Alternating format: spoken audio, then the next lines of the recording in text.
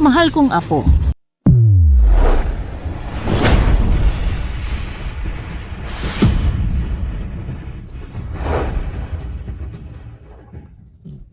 Miss, ang galing ng babaeng ito. Single ba siya? Isipin mo ang anak ko. Pakiusap, maikli ang binti ng anak mo. Hindi ito magandang material. Tingnan mo ang apo ko. V-shaped ang katawan niya. 8-pack abs, atleta na tanned. Walang kwenta ang apo mo. Mas magaling ang anak ko. Hindi ang anak ko.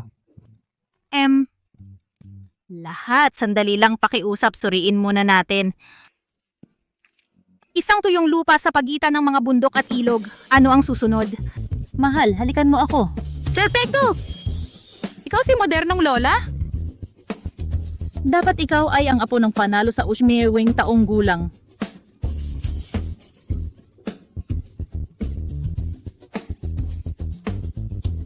Ang ganda. Mas maganda pa kaysa sa mga litrato ng lolo mo. Ay, tama na. Kilalanin mo ang apo ko. Sorpresa sa 3-2.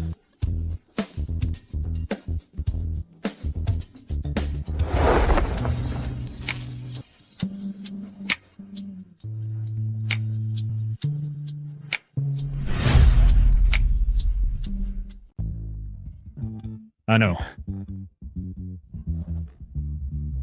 Hello. Shauki, mahal. Ang apo ko maaaring mahina ang binti at mukhang marupok, pero ang taas, ugali at utak ay mahusay. Masyado kang mahina. Dapat isaalang-alang muli ito. Hindi pa ako tapos. Kung sasali ka sa aming pamilya, ibibigay ko sa iyo 5 milyong yuan bilang lingguhang allowance. 5 milyon? Tama ang guro ko. Ang lugar na ito ay minahan ng ginto. Ginanggo mo lang ngayon kayo ang aking lola. Isa na namang mga agaw ng yaman. Dahil pareho kayong handa, iiwan ko kayo mag-isa. Tutulak ko. Ako. Xiaoqi, ang tanggapan ng rehistro sibil nasa kanto lang. Isama mo si Ye para magpakasal. Maglalaro ako ng Glory of King. Oo, lola. Paalam, lola. Lola, ako. Tulungan mo akong dalhin ito. Munting tampalasan? Ang cute mo. Gumalaw ka? Hoy, anong ginagawa mo? Hoy! Ano ito? Kunin ang lisensya ng kasal natin. Sumuko ka na. Itinago ko ang rehistro ng pamilya. Hindi tayo maaaring magpakasal. Ha? Tapos na ang lumang panahon. Ngayon hindi na kailangan ng rehistro. Hindi ako nakakalakad ng maayos. Ang pakasalan mo ako sisira sa buhay mo. Eksakto? Kaya tumigil ka na. Hindi kailanman magkakaroon ng tunay na pag-ibig. Hoy, ang pera laging nananalo sa pag-ibig. Makinig ka, bata. Hindi ka mas mayaman sa lola mo. Sumuko ka na lang.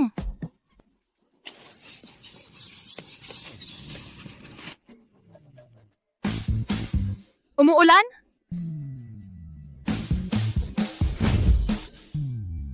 At itong payong, malaki at pangit. Hindi mo gusto? Masama ang panlasa mo. Sige, kunin mo itong maliit.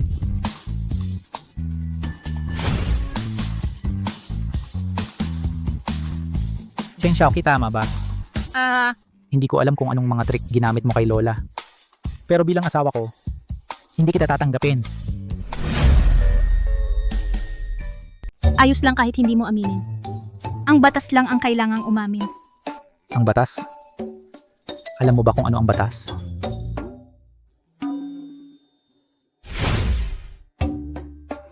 Ang batas, ito ay isang sistemang normatibo ng kagustuhan ng nagaharing uri na sumasalamin sa material na kondisyon ng isang tiyak na lipunan. At tinutukoy niyon, ipinapahayag nito ang kagustuhan ng nagaharing uri. Huwag mo nang ilapit ang libro. Alam ko kung ano ang batas. Talaga? Akala ko wala kang alam sa batas. Oh, sa wakas, meron tayong sertipiko ng kasal. Simula ngayon, asawa mo na ako. Mula ngayon, ikaw ang may hawak ng maliit na payong. Ako ang may dala ng malaki. Kahit ano pa man, hindi kita maaaring pakasalan. Iba lang ang maaari kong pakasalan. Bakit? Guro ng siyam na langit, alam kong pambihira ang iyong kakayahan sa medisina. Walang sakit sa mundong ito na hindi mo kayang gamutin. Pakiusap, iligtas mo si Jigo. Hindi ko kayang gamutin ang kanyang sakit. Ang tanging makakapagligtas sa kanya ay ang aking munting estudyante. Kaya mo bang hilingin sa iyong estudyante na iligtas ako? Oo. Ililigtas ka niya, pero ang kondisyon ay dapat mong pakasalan siya. Ano? Pagkalipas ng 1 taon, baba siya ng bundok para hanapin ka.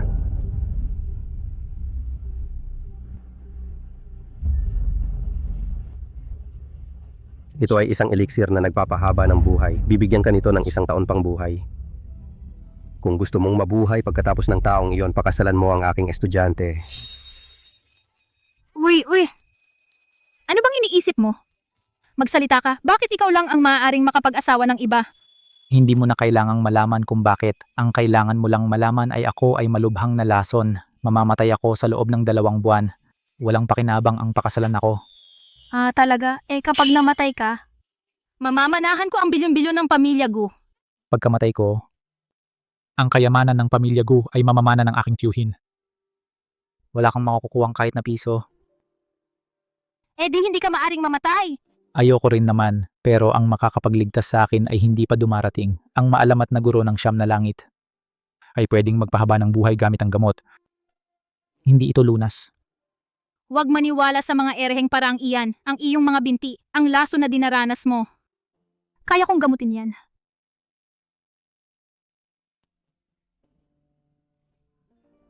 Ang payong na ato ay mabigat. Salamat. Kaya mo ba itong gamutin? Maari mo ba siyang gamutin? Oo. Tumigil ka sa kalokohan. Nasaan ang lisensya mo bilang doktor? Anong ibig sabihin yan? Minamaliit mo ba ako? Ako ang... Ginoong Gu, kasalanan ko naging pabaya ako. Pinahintulutan ko na makidnap ka ng matandang babae. Ayos ka lang ba? Ayos lang ba siya? Kumakain siya ng mga plumang liulyu. Sino ka? Ako ang asawa niya. Asawa? Ginoong Gu, Kami ay... Ginoong Gu. Ang plumang liulyo na ito ay may lason. Ikaw ang nakakalason. Ginoong Gu, huwag mo akong takutin ng ganyan. Ginoong Gu, gising.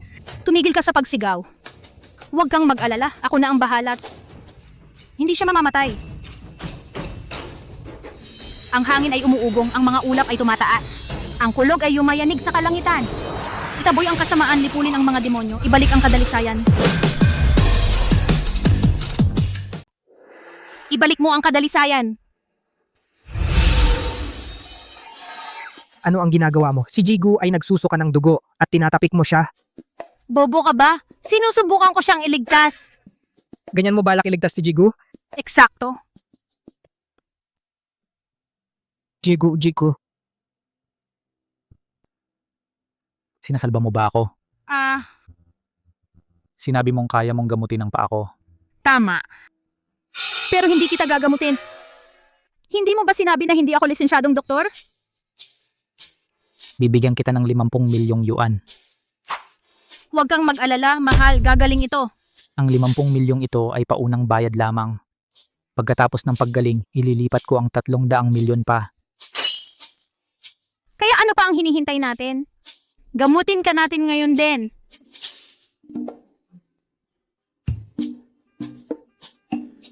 Lola! Lala! Maligayang pagdating sa bahay, prinsesa. Xiaoqi, nakuha mo ba ang lisensya? Oh, Tama. Ginawa namin. Ha. Xiaoqi, ngayon opisyal kang lehitimong miyembro ng pamilya Gu. Ha. Lahat ito, tingnan mo dito. Mga regalo ko ito. Mga regalong pambati. Elegante ba o hindi? Ha. Diyos ko. Lahat ng ito ay sayo. Gusto mo ba sila? Siyempre naman. Lola, ang modern naman. Meron akong mas uso pa. Kapag gumaling na ang mga binti ni Se, dapat na kayong magkaroon ng sanggol. Ang tseke na ito na 10 bilyong dolyar ay magiging sa iyo. Ano ang sinasabi mo? Talaga? Pero Pero ano? ang kasama ko sa martial arts ay nagsasabi na ang mga lalaki ay dapat maging matipuno na may malalakas na likod para buhatin ang malulusog na sanggol. Ang asawa ko, ay mukhang medyo mahina. Huwag kang mag-alala dyan. Si Sie ay maaring mukhang payat. Ngunit kapag naghubad, malapad ang kanyang mga balikat at may markadong abs, puro kalamnan. Talaga? Oo. Sige, deal? Lola, pupunta tayo para gamutin siya ngayon. Tara na! Ma'am. Pero Hindi mo naiintindihan. Ngayon, ang isang babae ay dapat maging proaktibo.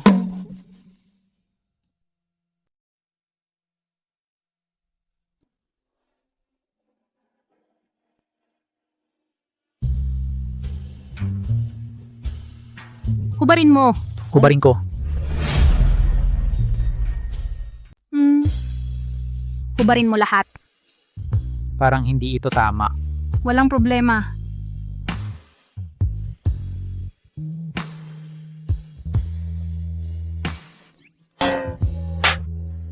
Ano ang ginagawa mo?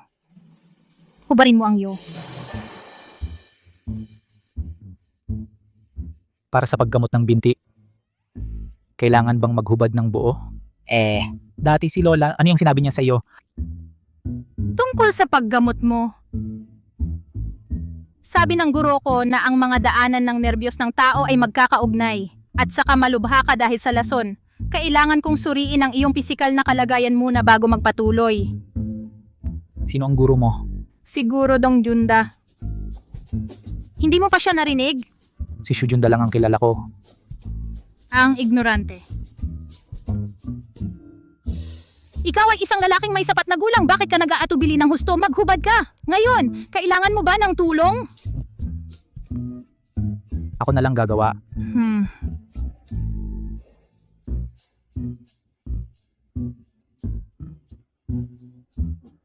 Tigilan mo na ang pagpapabagal. Ako na.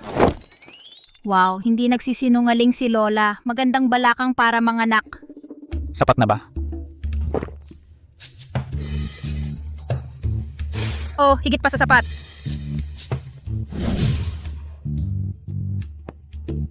Masakit ba dito? Hindi. At dito? Wala. Kung gayon dito, Walang pakiramdam.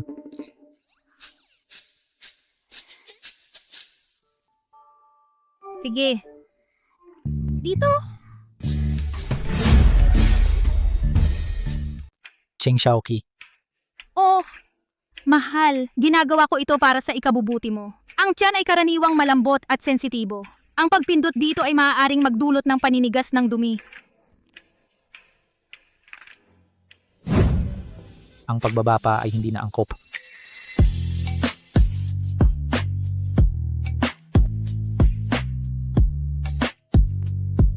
Sino ang nagsabing gusto kong gawin yon? Meron akong pangkalahatang ideya ng iyong kalagayan ngayon. Gagaling ito. Dapat ba akong manatiling nakaupo ng ganito? Kayan, aayusin ko ang posisyon mo. Okay na ba ito? Komportable ka ba sa ganitong posisyon? Alam mo itong kutsyon mo ay may magandang rebound. Ginagamot mo ba ako o hindi? Handa na ang pag-init.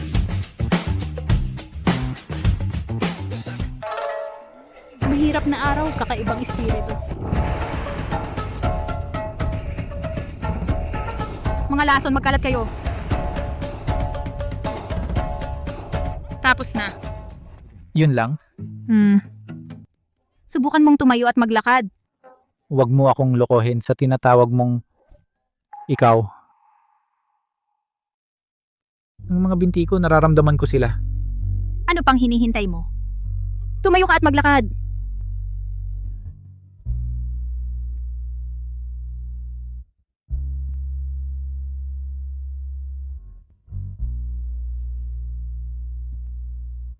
Nakatayo na ako. Talagang nakatayo ako. Tunay na resulta, hindi ako nagsisinungaling. Ngayong gumaling na ang mga binti mo, hindi ba dapat tayong pumunta sa usapin? Mahal, Anong usapin? ang usapin ay ang paggawa ng sanggol. Ang usapan ay magkaroon ng sanggol.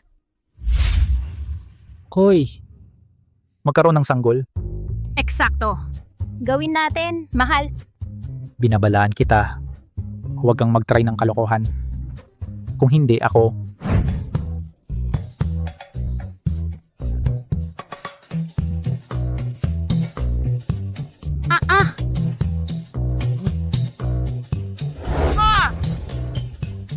Nakakapagod gumawa ng sanggol. Ito ba ang tinatawag mong paggawa ng sanggol? Oo. Sinabi ng ate ko ang paggawa ng sanggol ay pag-ikot ng kumot. Kung ganon, hindi mo yan makakamit. Kung ganun, paano natin gagawin? Tayo. Tayo. Aw. Baliw. Baliw ka! Ikaw ang baliw! Baliw lahat maliban sa lola mo! Walang puso! Paano ka naglakas loob na insultuhin ako? Kung alam ko lang ito, hindi ko sana ginamot ang binti mo! Totoo, pinaglakad niya ako muli. Sino ba talaga siya? Sinabi ng online contact ko na ang kanyang apo ay makapagliligtas sa iyong buhay. Huwag kang maniwala sa mga pamahiin. Ang iyong sugat, ang iyong lason, kaya kong gamutin lahat. Pero ang kanyang sakit, hindi ko kayang gamutin. Tanging makapagliligtas sa kanya ang aking batang alagad. Baka siya ang alagad ng guro ng siyam na langit?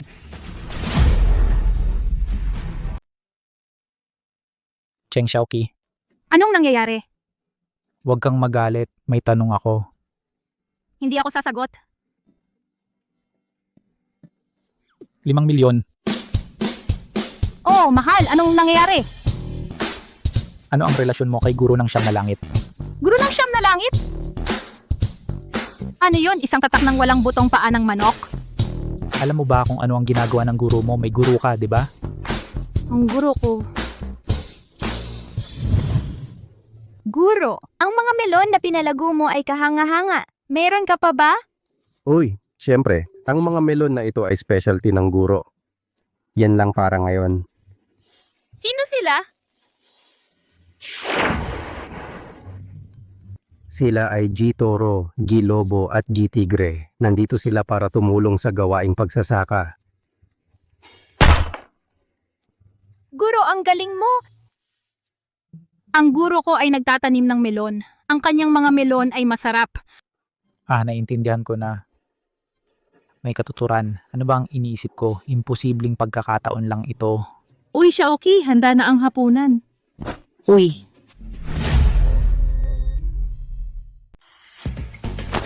Oh, nakalimutan ko na nandito kayo gumagawa ng sanggol. Lola, tapos na kami. Ang galing mo. Lola, wala kaming ginawa. Paano wala tayong ginawa? Magbihis ka at itanggi mo lahat. Tama na ang kalokohan. Tang. Sigilan mo na ang pagsasabi ng katangahan. Sige, hindi mo aaminin. Gawin natin ulit. Lola, papuntahin mo siya. Che, kaya mo na bang tumayo? Lola, ako ang nagpagaling sa kanya. Siya ba ay ganap ng gumaling? Hindi pa. Kailangan niya ng isa pang gamutan ngayong gabi. Isa pang session. At gagaling na siya. Ang kanyang mga binti lang ang nagamot. Mayroon pa siyang lason. Mahirap i-neutralize ang mga iyon. Oh, nakita ko na. Noong sinabi ng aking contact na si Xiaoqi ay magliligtas kay Ye, ang tinutukoy lang ba ay ang kanyang mga binti? Tama, ang alagad lamang ng guro ng siyam na langit ang makakapagpagaling sa kanya. Anong nangyayari? Iniisip ko lang na ikaw ay kahanga-hanga, Xiaoqi. Salamat. Hindi kailangan. Relax lang, Lola. Ang laso ng aking asawa. Makakahanap ako ng lunas. Mr. Gu, natagpuan ko ang alagad ng guro ng siyam na langit. Ano? Totoo ba? Kakatanggap ko lang ng balita. Ngayong gabi, ang alagad ng guro ng Siyam na Langit ay dadalo sa subasta sa lungsod Jing. Ang sinumang makakuha ng pinakamahalagang kayamanan mula sa subasta ay magkakaroon ng pagkakataon para sa kanyang nakapagpapagaling na interbensyon. Ang lunas ng guro ng Siyam na Langit. Narito ang imbitasyon. Sa ganitong paraan, ang pagkalason kay Xie ay sa wakas ay magagamot. Pero Ihanda mo na ang kotse. Dumiretso ako sa lugar. Naunawaan! Pero Xie, kung makikilala mo, ang babaeng alagad, ano ang mangyayari kay Xiaoqi? Yan ay aayusin natin mamaya. Ang aking matagal na sakit ay nagpahintulot sa mga panlabas na puwersa na magpaligid-ligid na parang mga buwitre. Kailangan kong gumaling agad. Lola, ano itong subasta? Ito ay isang live na subasta ng mga antigo, mga kayamanan at masasarap na merienda. Nakakamangha. Maari ba akong sumama, Lola? Oo naman, mahal ko. Sige, desisyon na. Xie, isama mo si Xiaoqi. Bihisan mo siya ng maayos. Eh!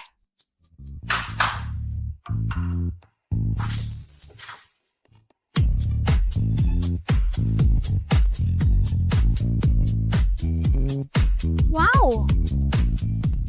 Kung magtagumpay akong makilala ng tunay ang babaeng alagad ng guro ng Siyam na Langit at pakasalan siya, maaaring mailigtas ang aking buhay. Pero kasal na ako kay Cheng Xiaoqi. Pareho lang. Aayusin ko yan. Mahal.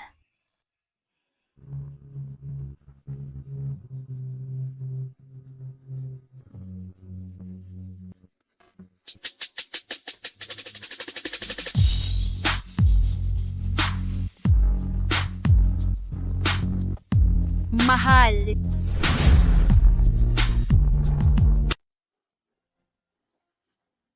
Maganda ba ako? Napakaganda.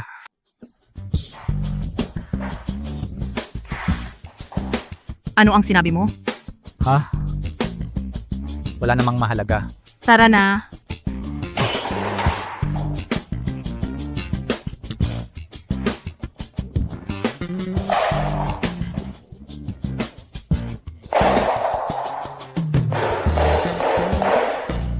Handa na ang lahat. Ano pa ang hinihintay natin? Oh, hindi ko maintindihan kung kumusta si Xiaoqi simula nang umalis siya sa bundok.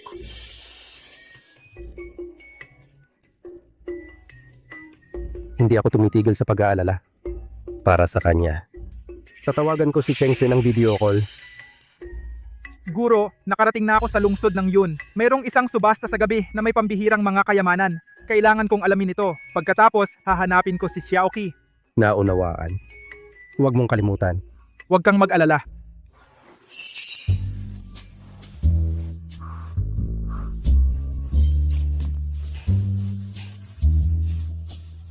Uy Lee, narinig mo ba? Napagaling ang mga binti ni Gusye. Nag-asawa pa siya. Mga chismis lang.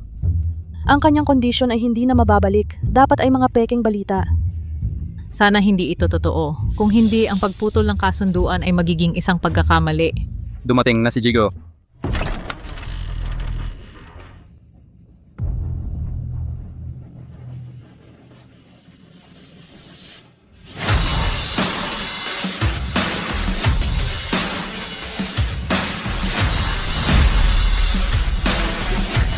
Di nakita mo ba yun? Ang mga binti ni Gusye ay ganap ng gumaling. Yung babaeng katabi niya, asawa kaya niya? Imposible.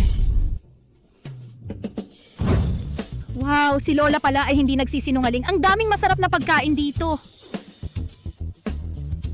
Mahal, gusto mo bang subukan? Siye, ang tagal na kitang hindi nakikita. Gumaling na ang mga binti mo. Bakit hindi mo sinabi sa akin? Umalis ka? Ano bang problema mo? Bakit mo itinulak si Lee? Ano bang ginawa ko? Ito ang asawa ko. Kumakapit siya sa asawa ko at hindi ko siya pwedeng itulak. Siye, ang asawa mo ay sobrang bangis. Kasalanan ko, hindi ko nakontrol ang ating mga hangganan ng maayos. Akala ko pwedeng tayong maging tulad ng dati. She, ang sama mo. Akala ko pwede tayong maging tulad ng dati. Kung alam mong wala kang hangganan, manatili ka sa iyong lugar. Huwag kang tumawid sa linya. Mr. Gu, ano ba ito? Kahit na sinira ni Lee ang kasunduan, hindi mo kailangang magpakababa sa pag-aasawa mo sa babaeng ito na hamak. Sino ang tinatawag mong hamak? Sa'yo, malinaw naman.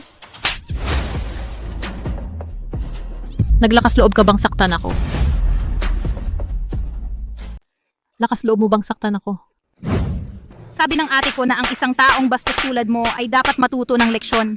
Kung hindi, patuloy kang magsasabi ng kalokohan sa susunod. Gusto mo rin, tanga. Say, ang bastos niya? Ang pamilya Gu ay pinahahalagahan ng etiquette. Paano ka nagpakasal sa ganitong kahihiyan? Ang mga patakaran ng Gu ay nagsasaad huwag manakit ng tao oo sa mga aso. Walang problema. Sino ang aso dito? Kung sino ang kumagat sa pain. Kawawa ka. Si...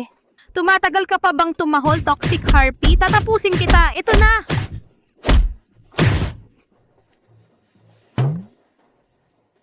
Handa na. Pagkatapos silang talunin, hindi mo na ako pwedeng paluin. Ano ang sinabi mo? Wala, sinabi kong magaling. Tara, kain tayo. Sige. Tara na.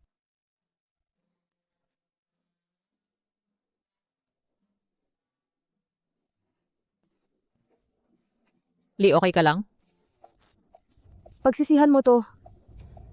Lee, magsisimula na ang subasta. Pumunta muna tayo sa subasta. Tungkol naman sa kaawa-awang yon, asikasuhin natin siya mamaya.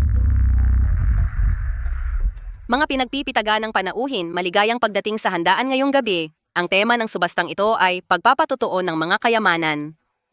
May 12 kayamanan dito, halo-halong totoo at peke. Bawat item ay nagsisimula sa 100 milyong yuan. Sino mang makakuha ng pinakamahalagang kayamanan ay makakatanggap ng pagkakataong magpagaling mula sa alagad ng guro ng siyam na langit. Mahirap patunayan ang todayang kayamanang ito. Paano natin makikilala ang pinakamahalaga? Kailangan natin itong mahanap kahit na. Ang alagad ng guro ng siyam na langit sabi nila ay higit pa sa mismong guro. Ang kanyang kakayahang magpagaling ay maaaring buhayin ang mga patay.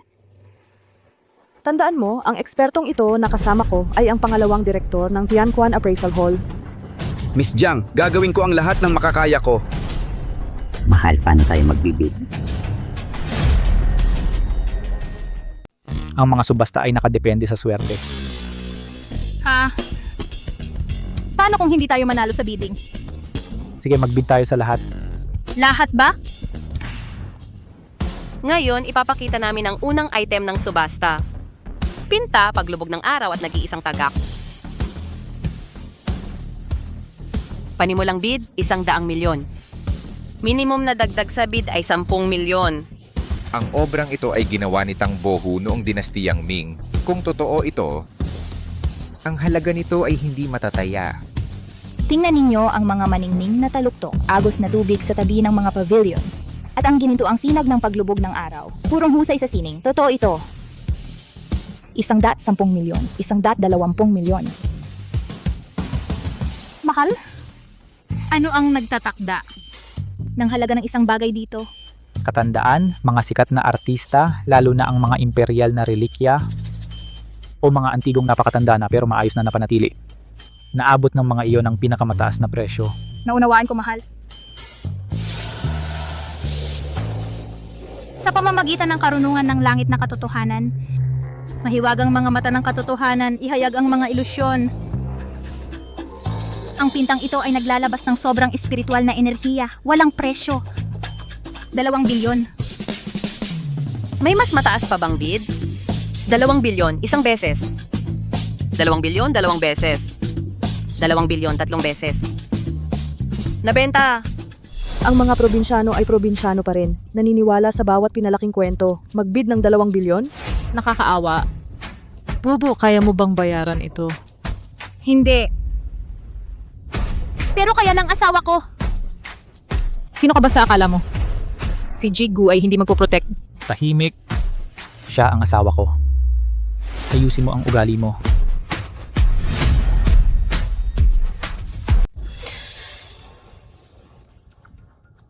Hindi naman masama ang intensyon ni Xiao Yun. Huwag kang magalit, Xie. Hindi naman galit ang asawa ko. Siya ay ipinagtatanggol ako. Tama ba, mahal? Guro Shangkwan, totoo ba ito? Sa unang tingin, ang papel ay tila.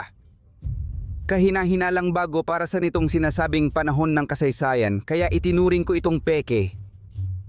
Ngunit nang itabi ko ito, napansin ko 2 imperial seal sa sulok Kangxi at Tianlong, pareho silang nangolekta ng pinturang ito. Mali ako, totoo ito. Nagkakahalaga ng higit sa 2 bilyon. Ano? Kita mo, sulit na sulit naman. Ay nagyayabang na naman. Hindi ako naniniwalang mapapalad ka sa susunod. Susunod, ang ating pangalawang lot, Damatang Tricolor de la Corte. Panimulang bid, 100 milyon, minimum na dagdag, 10 milyon. Ang natatanging disenyo ng figurang ito, ang kanyang makintab na glaze, perpektong pagkakagawa at maliliwanag na kulay mula sa panahon ng Tianbao ay talagang walang katumbas na halaga. Bawat pintura ay tumatagal ng kalahating oras dahil 12 lot sa kabuuan. Aabot tayo hanggang hating gabi. Sa pangkalahatan, Imposible! Ang aking paggamot ay alas 9:30. Mukhang dapat tayong magbid para sa pinakamahalagang bagay. Makatanggap ng paggamot, pagkatapos ay harapin ang alagad ng Guro Siyam na Langit. alam mo ba kung paano hanapin ang pinakamahalaga? Wala akong ideya. Nagsisinungaling ka. Ikaw ang sinungaling, masusunog ang pantalon mo. Bakit kayo sumisigaw? Kung ganyan ka kagaling, hanapin ang pinakamahalaga. Kaya ko iyan. Sige, patunayan mo. Kung mabigo ka, luhod at yumuko 10 beses. Kung magtagumpay ako, gagawin mo ito ng 100 beses. Ngayon, natatakot ka na ba? Hindi ako natatakot. Kung talagang mahanap mo ito, yuyuko ako 200 beses. Sangayon? Walang atrasan. Tagapag-anunsyo, maaari ba akong direktang magbid para sa pinakamahalagang bagay? Siyempre, ngunit mayroon ka lang isang pagsubok. Kung magkamali ka, mawawala sa iyo ang lahat ng karapatan sa pagbid. Espiritual na paningin, i-activate paghahayag ng katotohanan.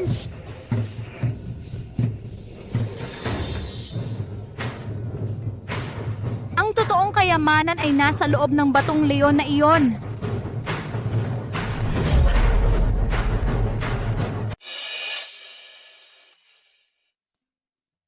Kinakabahan Cheng Xiaoqi sa mga kayamanang ito, ang pinakamurang piraso ay ang inukit na ulo ng leon sa bato. Ang eskultor ng leon na ito mukhang makabagong gawa. Hindi tunay na antiko. Maniwala ka o hindi, hindi ito pera mo. Magtiwala ka sa akin, mahal. Sigurado ako. Siya ang mga kalokohan ni Xiaoqi ay walang halaga. Pero kung bubuksan natin at wala tayong makita, ang reputasyon ng mga gu ay masisira. Gaano ka sigurado? 100%. 100% ang walang ingat na kayabangan. Hindi ko alam ang kapal ng lupa, ngunit sa lalong madaling panahon luluhod ka para humingi ng tawad. Ikaw. Tama na, kung pinili ito ni Xiaoqi, kahit 1% lang ang katiyakan, magtitiwala ako sa kanya. 10 bilyong dolyar. Check ko. Chi, Bibi, Jiang Si Ji-gu ay gusto lang alagaan ang asawa niya. Hayaan ninyo siyang magwaldas sa kanyang asawa. Tigilan na makialam sa usapin ng iba. Ang pera ay hindi mahalaga para sa atin. Meron bang mas mataas na alok? 10 bilyong dolyar, unang tawag. 10 bilyong dolyar, ikalawang tawag. 10 bilyong dolyar, huling tawag. Nabenta? Maestro Shangkwan, ang ulo ng leon na bato may espesyal bang kahulugan? Ang eskultor na ito ay simpleng isang makabagong kopya ng mga nakaraang taon. Cheng Xiaoqi, handa ka nang lumuhod at humingi ng tawad. Sigurado akong hindi mo iniisip na ito ay isang simpleng karaniwang leon na bato. Meron kayang mga nakatagong sikreto sa loob? Ngayon, ipakikita ko sa inyo ang isang espesyal na bagay.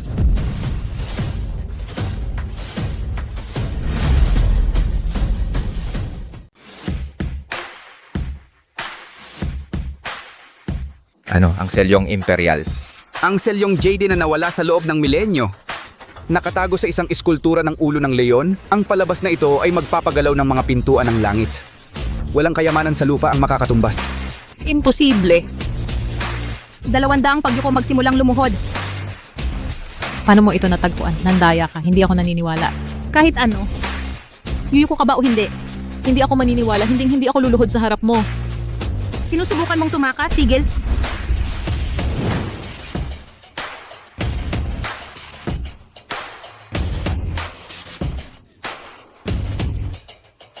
Binabati kita, Diego, ang halaga ng selyong imperial, walang umiiral na antigo katumbas ng halaga nito. Ang subastang ito ay magtatapos ng maaga tulad ng napagkasunduan natin. Ang alagad ng banal na doktor darating ng eksaktong alas 10 ng gabi. Sa oras na yon, pumunta ng diretso sa salon. Teka. Alas 10? Anong oras na ngayon? Siyam at kalahati. Oras ng paggamot sa binti, pumunta muna tayo sa paggamot. Pero ang alagad ng banal na doktor, Tama na. Ang aking mga binti ang mauna kilos.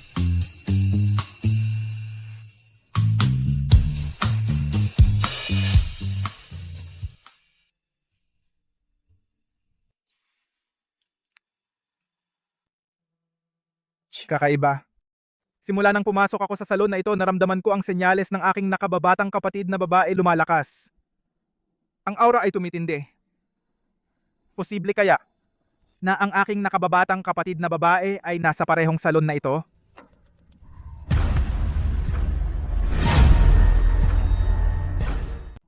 Siya ba ang hinahanap ko, aking nakababatang kapatid na babae? Pero matagal na tayong hindi nakikita. Hindi ko na nga matandaan ang itsura ng mukha niya. Ano ang gagawin ko ngayon? Teka, binigyan ako ng guro ng isang retrato, makakatulong yon. Of ito ay hindi na makilala. Tigilan na ang paghuhula, aabutin ko siya at tatanungin. Bakit ang supot ng pera ay lubos na walang laman? Ito ba ay dapat na manok? Iyan ay malinaw na ang ibong apoy ng bundok. Kapag lumaki na ako, kukunin ko ang bordadong ito ayon sa dapat. Nakababatang kapatid na babae. Sino ka? Ako ang iyong nakatatandang kapatid na lalaki. Matagal na panahon na ang lumipas. Lumaki ka na ng husto. Guro, nakatatandang kapatid na lalaki. Posible bang ikaw ang disipulo ng banal na matalino? Eksakto. Aba-aba, ang tagal na kitang hindi nakita, kapatid. Hindi kita nakilala nung una. Ganon din, kinumpirma ko lang nang makita ko itong supot ng pera. Totoo ay sari ni Cheng Xiaoqi. Kung gayon, si Xiaoqi ay disipulo rin ba ng banal na matalino? Ipagpatuloy natin ang pag-uusap na ito sa bulwagan ng piging. Magsisimula na ngayon ang malaking wakas ng gabing ito. Isang palakpakan para sa disipulo ng banal ng siyam na langit, si Ginoong Xia Chengze.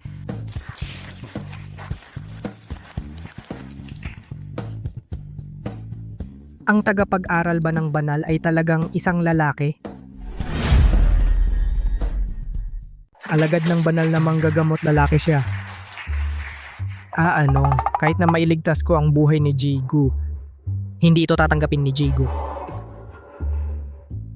Kung gayon, sino ang nanalo sa subasta ng pinakamahalagang bagay? Si Jigu Si, pero may emergency siya at kailangan niyang umalis. Nandito ang kanyang katulong. Nasaan si Asistente Wang?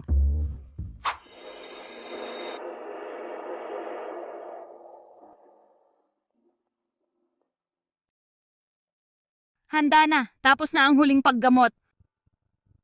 yun lang. Subukan tumalon ng ilang beses ngayon.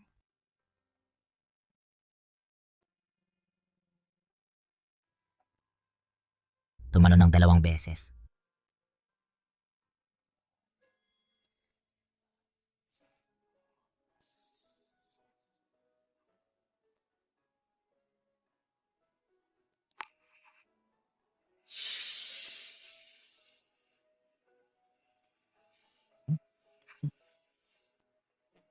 Ang aking mga binti.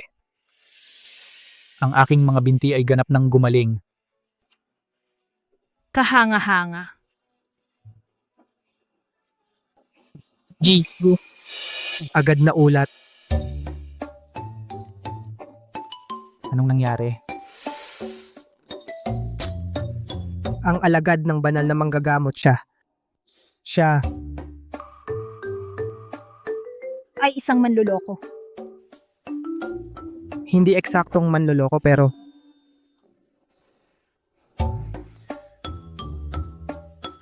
Lalaki siya. Isang lalaki. Akala ko maliban kung flexible ka sa kasarian at gusto mong pumunta sa ibang bansa para magpakasal at makuha ang sertipiko. Hindi pwedeng baguhin ang kasarian. Gusto mo pa bang makita? Hindi ko gagawin.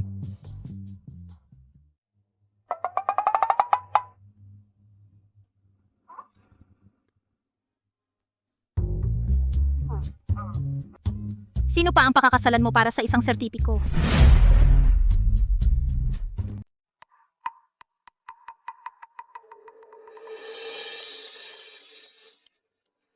Sa totoo lang, Ano ba talaga ang nangyayari?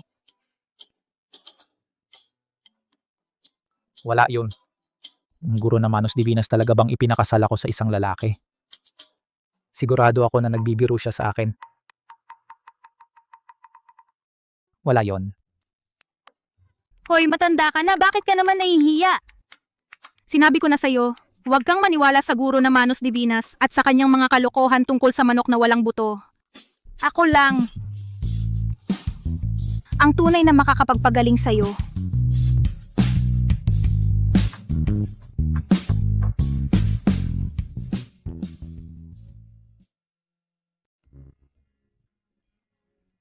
Lola, pupunta na ako sa opisina. Sige. Paalam.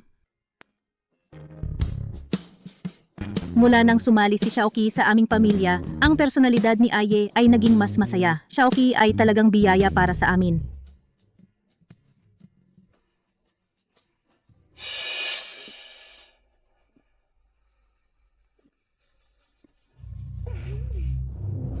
Xiaoqi, ano ang nangyayari sa iyo? Xiaoqi, buntis ka ba? Buntis?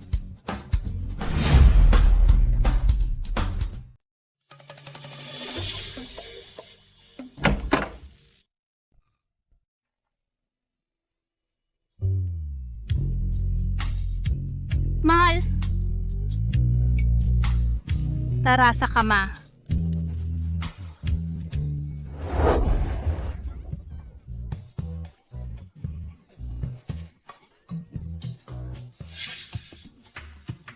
Mukhang posible iyan ginawa na natin bawat gabi.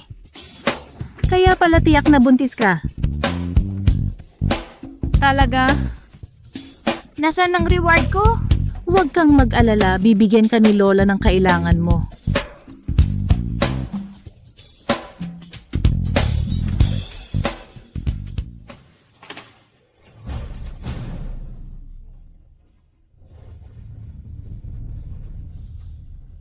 Mamaya pupunta tayo sa bahay ni Siye at ibigay ang magandang balita sa kanya, ihatid ka ni Siye sa check-up.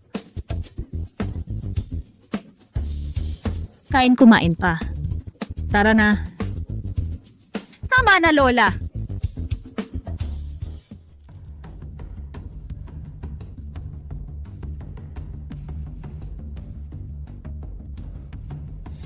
Binibini ito ang contact ko. Kung kailangan mo ng tulong, sabihin mo lang, pupunta ako agad. Sa aking mga credential, hindi ko ba kayang makuha si Gusie?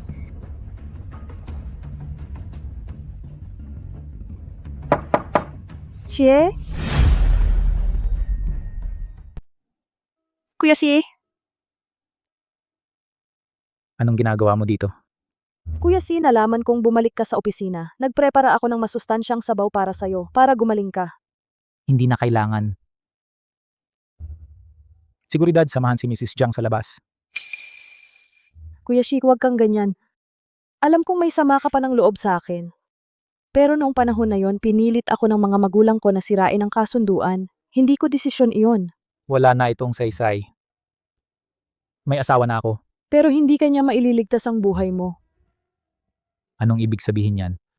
Sa totoo lang, ako... Mahal, buntis ako. Buntis? Sa iyong walang ingat na pag-uugali, malaglag ka rin sa bandang huli.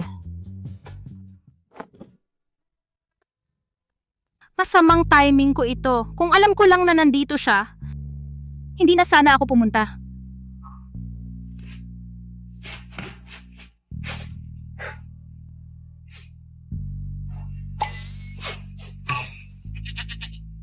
Umalis ka.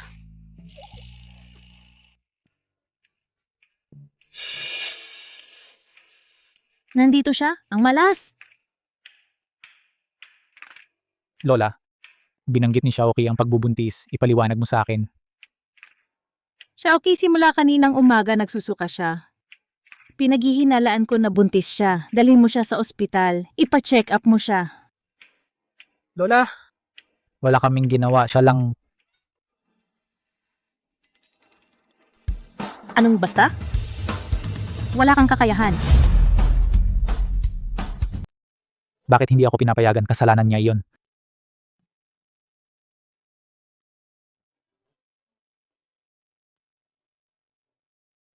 Noong sinabi ni Xiaoqi na matulog ng magkasama.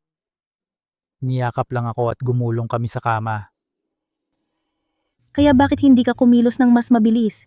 Hindi naiintindihan ni Xiaoqi, ngunit hindi mo ba dapat iyon malaman? Pinaasa mo ang lola ng walang kabuluhan?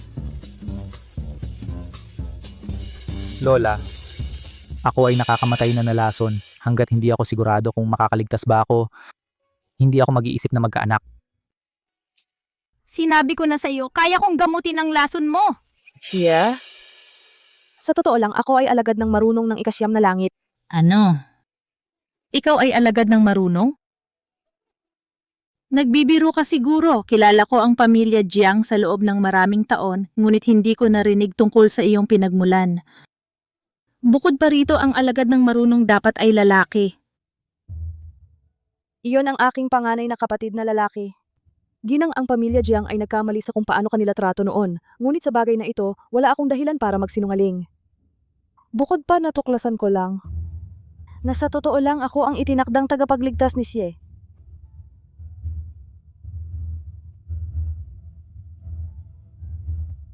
Kung hindi kayo naniniwala sa akin, maaari kong tawagin ang aking panganay na kapatid upang kumpirmahin ito ngayon. Hindi ko akalain na sa pagbaba, makikita ko ang aking nakababatang kapatid na babae. Ano ang sinabi ng babaeng yon? Sinabi niya na pagkatapos bumaba ng bundok ay naka-adjust ng maayos sa pamumuhay dito. Kapag nakatatag na, nagpaplano siyang makatipid ng sapat na pera at dalhin ang guro upang mag-enjoy sa buhay. Sigurado ka bang sinabi niya iyon? Oo, tama. Hindi tugma yun. Itong babae, araw-araw ay pagkain at inom lang ang iniisip. Ang tanging maganda sa kanya ay mag-ipon para bilhin ang gamot ko. Kailan niya sasabihin na isama ako para mabuhay ng komportable? Sigurado ka bang siya yon? Imposible. Kilala ko ang pitaka ni ate. Xiaoqi, kung biglang maging responsable, ibig sabihin may problema siya sa pamilya Gu. Hindi pwedeng ganoon. Kailangan kong tiyaking okay siya. Guro. Tumatawag si ate. Kumusta ate? Kuya, nasa grupo Gu ako at may problema ako. Pwede ka na bang pumunta? Papunta na ako. Guro, si ate parang nasa malaking problema. Susuriin ko. Sasama ako sa'yo. Sige.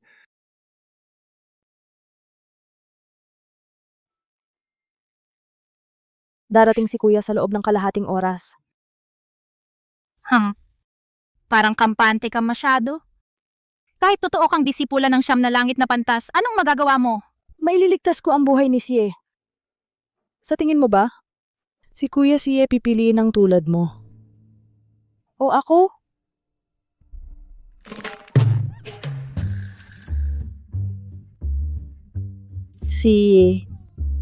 Kinurot niya ako.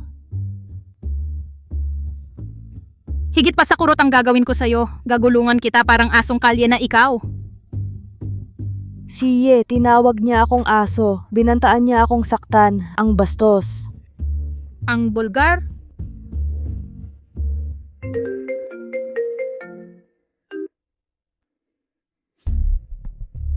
Kuya? Oo, sa opisina sa likuran ng ika-6 na palapag. Miss, Kuya Xie? Nasa baba na si Kuya. Aakyat siya sandali lang.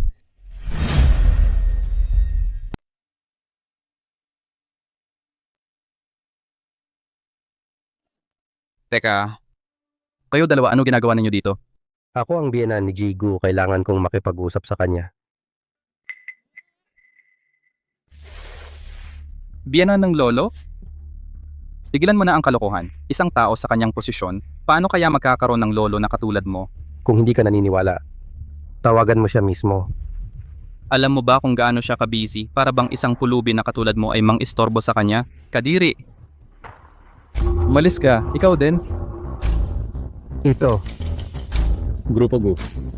Pati ang mga gwardya ay mga mayabang. Paano nila tratuhin si Xiaoqi? Oy, pulubi, nandito ka pa ba? Tigil. Tinawag mong pulubi ang guro ko? Ganyan ang itsura ng pulubi na intindihan mo? Tara, guro.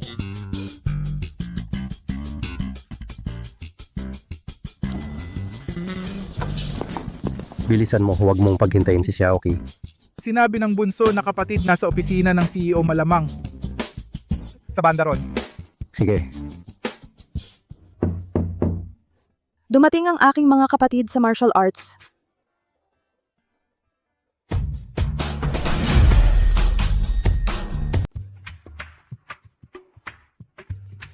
Ate, Sa wakas dumating ka na, kuya. hindi lang ako, dumating din ang guro. Ang guro. Nasaan siya? Ang guro ay hindi. Guro, kalmado lang, tatawagin ko siya. Kuya, tungkol sa guro pag-uusapan natin mamaya. Ngayon na, pumunta at kumpirmahin sa kanila ang aking pagkakakilanlan. Yung babae na naman. Bakit parati kong nararamdaman napaka-pamilyar kapag nakikita ko siya? Kumpirmahin ang ano. Na ako ang bunsong kapatid mo, alagad ng banal na doktor. Malinaw naman, palagi ka ng ganito. Ano? Che, Paumanhin para dito. Kumusta, aking alagad? Yung gwardyang napatigil ay tumawag ng pulis. Sabi niya kami ay magnanakaw. Nasa istasyon ako ng pulis. Pagkatapos ayusin ang tungkol kay Xiaoqi, dalhin mo siya sa istasyon ng pulis para linawin. Naunawaan, guro. Bunsong kapatid, yung guro ay nasa problema. Tayo'y hanapin siya. Paumanhin. hindi teka, ikaw muna. Hoy, Ay! Hindi ko naisip diyang Ruoli. Ay talagang ang estudyante ng banal na doktor. Siya, dahil totoo, siya lang ang makakagamot sa iyo ngayon. Pero, ikaw at si Xiaoqi ay kasal na. Kasalanan ko. Kasalanan ng lolang ito sa pagmamadali ang pamana ng pamilya Gu. Ang aking pagkainip ang sanhi nito. Lola, anong kasal, anong lunas? Ano ang pinag-uusapan ninyo? Kami.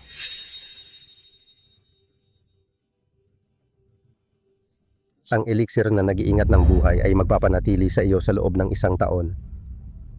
Kung gusto mong mabuhay ng mas matagal, pakasalan mo ang aking estudyante. Hindi bale, umuwi na tayo.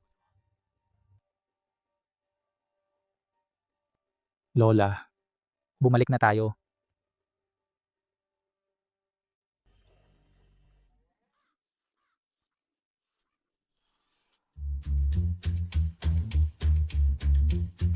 Ito ang lugar.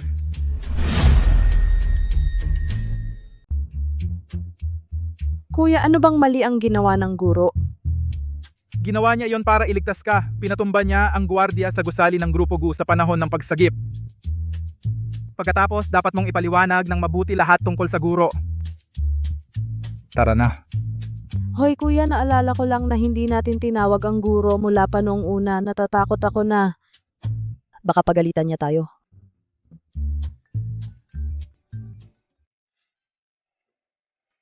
Guro, kumusta? Nasa entrance kami. Papasok na kami ngayon. Hindi na kailangan, nandito na ako. Guro! Okay ka lang ba? Okay lang ako. Makatarungan ang pulis.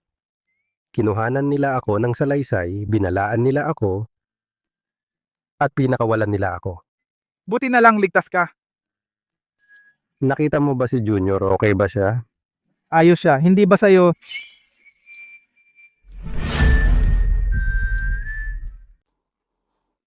Hindi mahalaga. Itong walang utang na loob malamang naglalaro na naman mag-isa. Sige. Dahil ligtas na ang nakababata mong kapatid na babae, itong iyong guro, ay babalik sa mga bundok para sa Honor of Kings. Hindi pa ako umakyat. Langranggo ngayong season, hahaha. Muntik na akong mahuli. Kaya siya pala ang maalamat na banal na pantas. Ngayon na ang banal na pantas at ang kanyang alagad ay umalis na, walang makakapagbunyag ng aking tunay na pagkatao. Gusi, ikaw ay magiging akin lamang. Si, ano ang iyong mga plano? Jiang Ruoli ay alagad ng banal na pantas. Kailangan mong pakasalan siya upang iligtas ang iyong buhay. Ngunit ito ay nangangahulugang kailangan mong hiwalayan si Xiaoqi. Lola, kami ni Xiaoqi ay may kasunduang kasal. Sa sapat na pera, tatanggap siya.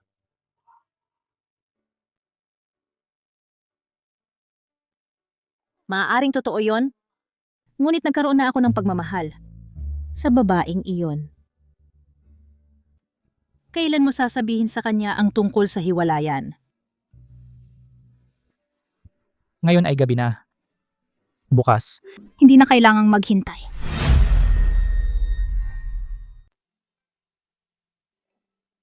Hindi ako sumasang-ayon. Hindi ako makikipaghiwalay. Xiaoqi?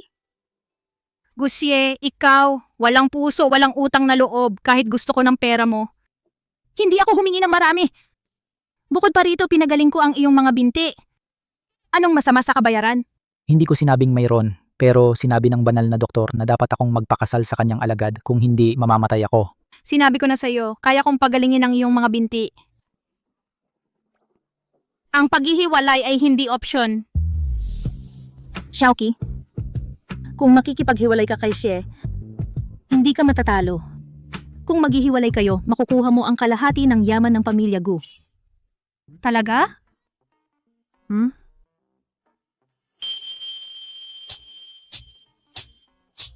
Magkano ang kalahati ng yaman? Malaki ba? Isang malaking kayamanan. 70 bilyon yan. 70 bilyon. Naunawaan ko, Lola. Makikipaghiwalay ako ngayon din. Cheng Xiaoqi.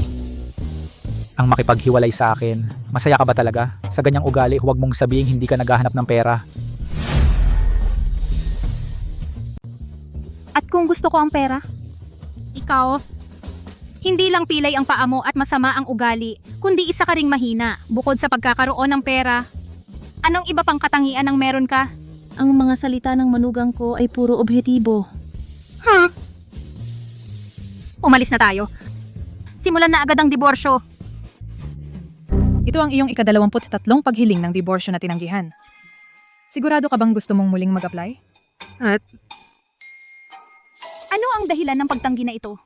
Ang iyong isinumiting katwiran ay nagsasabi lang ng ayaw ko. Hindi lang 78% ang paulit-ulit na nilalaman, kundi ipinapakita rin ang iyong mababaw na saloobin sa diborsyo. Kung gayon, paano tayo magdidiborsyo? Una, isang pagsusuri sa kasal na 10,000 salita. Pagkatapos, isang pagsusuri ng personalidad na 10,000. Sa wakas, magdagdag kayo 10,000 makabuluhang alaala. Ang kabuang rate ng pag-uulit ay dapat mas mababa sa 0.01% upang maging kwalipikado. Ito ay lubos na walang katuturan. Kaya naman ang pagkakaisa ay nagdudulot ng kasaganaan. Kayo dalawa ay nakalampas sa 23 pagtatangkang diborsyo, patunay ng inyong koneksyon. Sila ay maliwanag na magkasuwit na kaluluwa. Tama na! Itong kasal. Makikipaghiwalay ako sa'yo!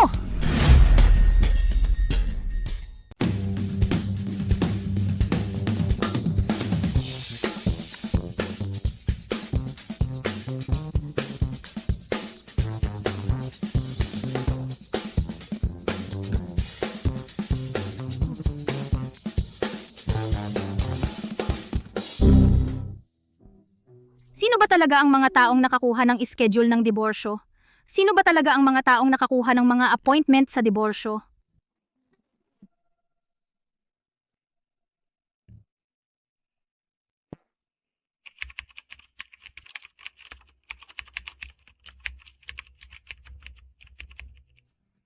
Ang mga dokumento ng aplikasyon ng diborsyo na isinumite ninyo sa pagkakataong ito ay may kabuuang 30,000 salita, na may 0.001% pangongopya ay nakapasa sa paunang pagsusuri.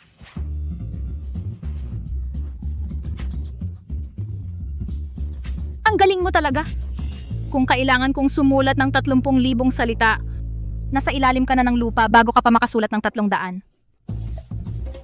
Susunod na hakbang, kailangan ninyong sumailalim sa isang pagsusulit.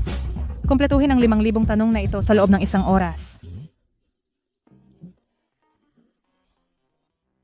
Anong nangyayari? Tara! Pumunta ako para makipag-divorce, hindi para kumuha ng entrance exam sa kolehiyo. Ang kasal at ang pagsusulit ay pareho lang. Pareho silang mahalagang pangyayari sa buhay. Kailangan mong maging kwalipikado para sa kanila.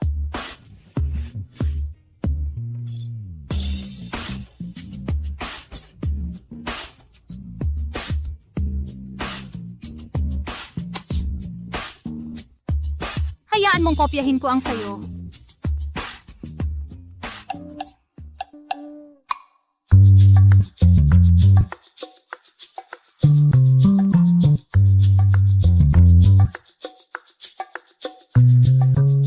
Pasensya na, hindi ka gumamit ng ballpen na 0.5 mm, kaya hindi valid ang iyong mga form. Ano? Opisina ng mga sibil na bagay, inaanyayahan ka naming subukan muli. Gusye. Kaya sa tingin mo ba dapat ba tayong magdiborsyo o hindi? Siguro. Maaari lang tayong... Oy, Gusye. Siye.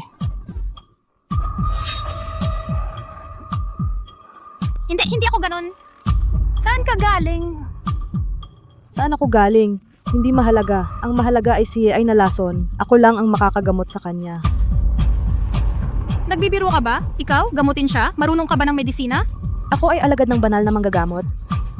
Sinabi ng aking guro na ang lason ni Xie ay magagamot lamang sa pamamagitan ng pagpapakasal sa akin. Kung hindi, mamamatay siya ng walang lunas. Nagpapagaling ba ang kasal ng sakit? Nag-a-advertise ka ba ng palihim para sa bureau? Maniwala ka o hindi, Xie, apura na ang sitwasyon. Isasama ko muna siya. Oy, Gusye! Xie. Xie, anong nangyayari? Malubha si Gusye. Hayaan mo akong suriin siya. Umurong ka. Ginang siya si Cheng Xiaoqi. Siya ang naging dahilan kung bakit si Xie. Nagdaan lang siya sa bureau nang nagkataon. Nakita ko siyang kausap si Xie. Hindi ko alam kung ano ang sinabi niya sa kanya. Tapos ay nagsuka ng dugo si Xie. Hindi ako. Lola, pakiusap, maniwala ka sa akin. Lola, kailangan mo akong paniwalaan. Siyempre, nagtitiwala ako sa'yo. Kaya hindi ka nagtitiwala sa akin? Bakit ako magtitiwala sa'yo? Senyora, huwag mong kalimutan. Ako lang ang makakaya iligtas si Xie ngayon. Lola, sinasabi niya dapat pakasalan ni Gusye siya para mabuhay. Totoo ba ito? Totoo. Ano? Pero napakawalang katuturan ng pahayag na iyan. Paano siya? Ang banal na manggagamot ay ang pinakasikat na doktor na nabubuhay. Hindi natin maaaring baliwalain ang kanyang mga salita. Cheng Xiaoqi, ngayon naniniwala ka na ba? Ako lang ang makakapagligtas sa kanya. At ikaw, Cheng Xiaoqi, isa ka lang piyon ng pamilya Gu. Ang lason ni Gusye na-neutralize ko na ang karamihan. Bakit bumalik ang sakit niya? Hindi dapat akong kumonsulta sa nakatatanda. Ate, tambangan mo ang kanyang daan. Matanda? Xiaoqi, bakit ka bumalik? Komplikado. Una, tulungan mo akong malaman kung paano gamutin ang lason ni Gusye. Ang lunas. Kailangan lang niyang pakasalan ka. Bakit hindi pa siya gumagaling? Ano? Ay, hindi. Mga problema sa unahan. Nagbago ang sitwasyon. Anong nangyayari? Noong una, inaasahan ko ang isang malaking sakuna sa iyong kapalaran. Ang tanging solusyon ay pakasalan mo si Gusye upang malabanan ito. Ngunit hindi ko inakala na ang hakbang ay na siya ang sumisipsip ng sakuna sa iyong lugar. Siya ba ang sumipsip ng aking kasawian? Kagalang-galang na guro. Sinasabi mo ba na? Eksaktong. Mamamatay siya para sa iyo. Mawawala siya sa iyo magpakailanman. Imposible. Guro, Dapat may paraan para iligtas siya, tama ba?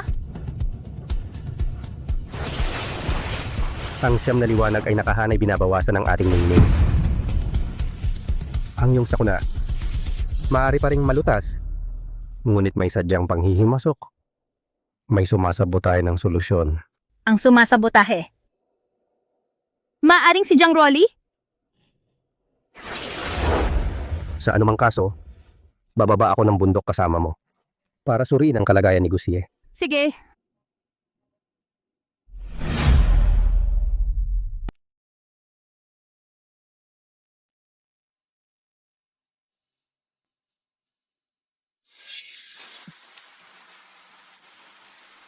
Kumusta? Gusie. Sa tingin mo ba ang kasal na ito ay dapat magtapos sa diborsyo?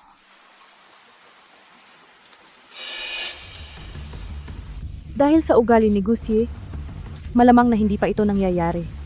Walang paraan, kailangan kong makahanap ng paraan para matrigger ang kanyang pagkalason.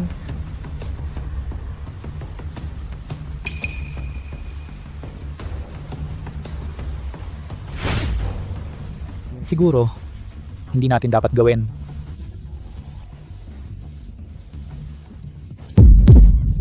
Gusie.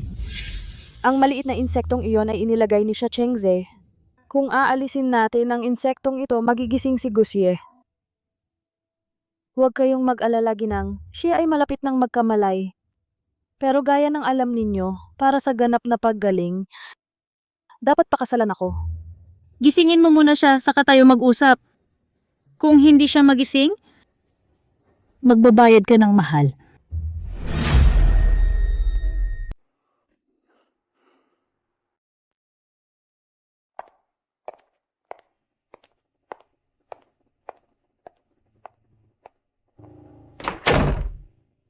Matandang bruha. Makikita mo.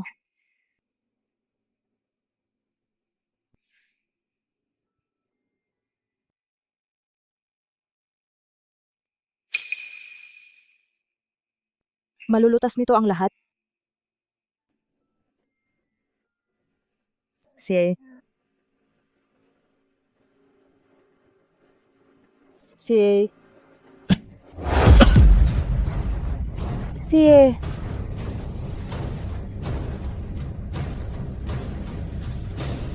Paano ito nangyari? Malinaw na sinabi ni Chengze na kapag inalis ang makamandag na insekto, ang nalason gigising agad. Ano ang ingay na iyan sa loob? Gising ba si Siye? Ginang, sandali lang po. Ang mapahamak na matandang babae naghihintay pa rin sa labas. Kung hindi ko gagamutin si Gusie, puputulin niya ang ulo ko. Ano ang gagawin ko?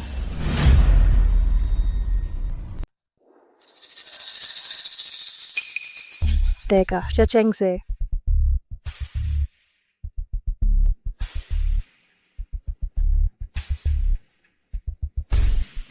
Kuya, pumunta ka agad sa mansyon ng Gu. May apurahan akong dapat sabihin sa'yo.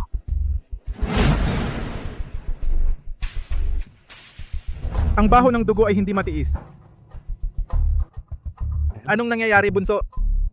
Kuya, ang insekto na ibinigay mo sa akin dati ay nalaglag ko kay Gusie nang hindi sinasadya. Pero sinabi mo sa akin na ang insektong iyon ay hindi nakamamatay. Sinabi mo na ligtas itong tanggalin. Inalis ko ito tulad ng sinabi mo. Bakit hindi nagigising si Gusie? Tingnan ko, kalmahan mo lang.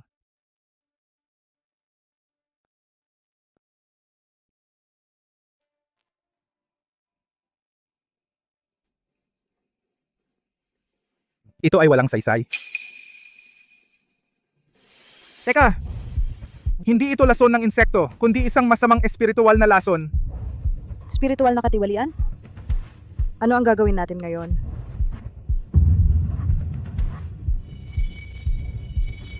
Sandali. Bakit nararamdaman ko ang aura ng master dito? Retiro mula sa bundok Junrong. Nene, ito ba ang lugar? Babae.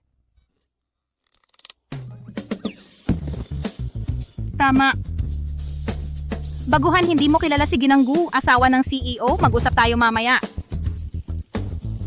Tara.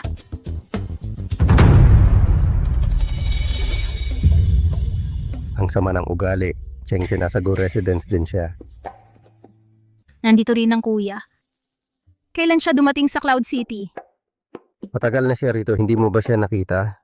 Wala talaga. Kakaiba, sabi ng kuya mo magkakilala na raw sila at humingi ka ng tulong sa kanya. Teka, alam ko ang tungkol sa Manika, anong nangyari? Kilos.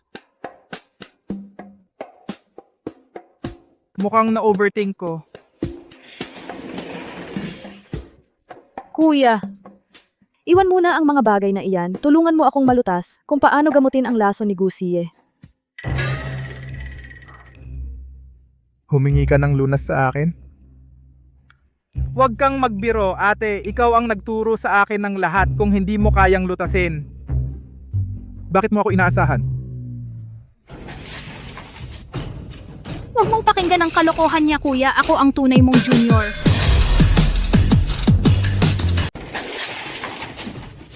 Huwag mong pansinin ang kanyang mga kalokohan. Kuya, ako ang tunay mong alagad. Tara na. Hoy, teka, matanda. Ano ba talaga ang naiintindihan mo? Ang iyong kuya dumalo siya sa subasta ng pagtatasa ng mga kayamanan. Sinabi niya na makikita ka niya pagkatapos, ngunit ang aktwal niyang nakilala ay hindi ikaw. Isang tao ang pumalit sa iyong pagkatao. Subasta ng pagtatasa ng mga kayamanan. Na inorganisa ng alagad ng banal na pantas na iyong dinaluhan. Tama, Kaya naman, siya ang alagad ng banal na pantas. tama ka. Ibig sabihin, ikaw ba ang banal na pantas?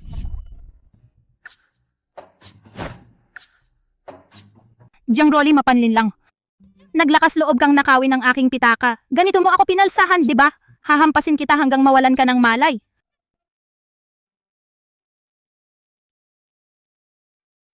Pitaka.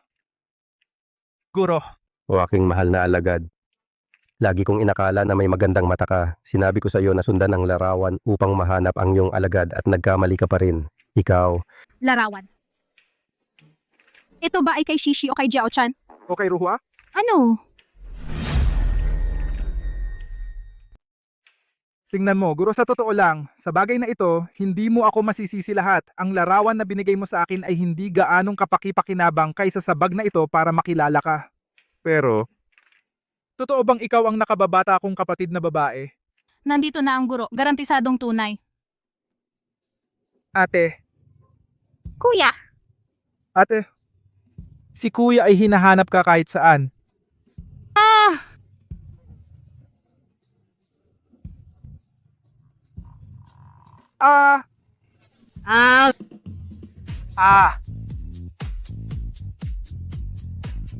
Siya Chengse, buwisit, hindi ako kilalanin masama na pero naglakas loob ka pang manloko? Sa mga katamtaman mong kakayahang medikal, gumagamot ka ng pasyente? Ate, ang akusasyong iyan ay talagang hindi totoo. Paano mo matatawag na panloloko ito? Ginagamit ko lang ang aking mga kakayahan para kumita ng pera. Para sa guro. tama na. Kayong dalawa tumigil na kayo sa pag-aaway. Sa ngayon, ang pinakamahalaga ay harapin ang impostor na ito. Kayo magpatuloy kayo sa inyong usapan. May mga gagawin ako. Aalis na ako dito. Uy! Ay nako, tumigil ka dyan. Lola. Lola. Tulong, tulong. Cheng Shoki, gusto akong patayin. Jiang Rolly, tumigil ka dyan. Lola, nabaliw si Xiaoki. Gusto niya akong patayin at pati si Sie. Lola, huwag kang maniwala sa mga kasinungalingan ni Jiang Rolly. Siya ang unang nagnakaw ng pagkatao ko. Ako ang disipulo ng banal ng Siyam na Langit. Tingnan ninyo, ito ang banal ng Siyam na Langit. At ito ay ang kanyang pangunahing disipulo. Pagbati mga kamag-anak sa kasal. Kamusta, Lola? Lola, huwag mong pakinggan ang kanilang mga kasinungalingan. Tahimik.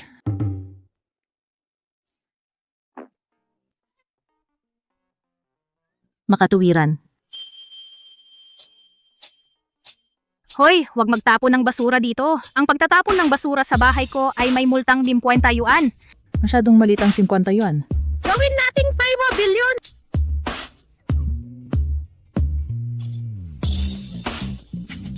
Ang pagprotekta sa kapaligiran ay tungkulin ng bawat isa.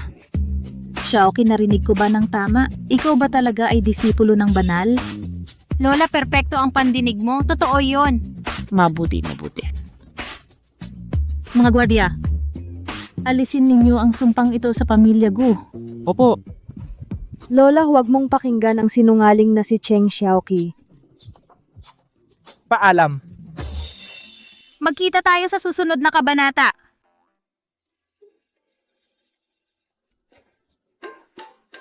Kamusta? Kamusta? Ano ang dapat naming itawag sa iyo? Kuya Nueve o Kuya Banal? Lola, hindi mo ba alam ang aking guro dati? Siya ang nag-ayos ng kasal ko sa ngalan ni Lolo. Ikaw ba si Kuya Muleta? Tama Ate Dinamika. Ha ha ha! Ay, ha ha ha! Diyos ko. Kuya Muleta, mas lalo kang gwapo sa personal. Nahihigitan mo silan sa pinakamagandang server. Oh, Ate Dinamika, nilalamon mo si Zhao Jun at pinapahiya mo si Yu Huan.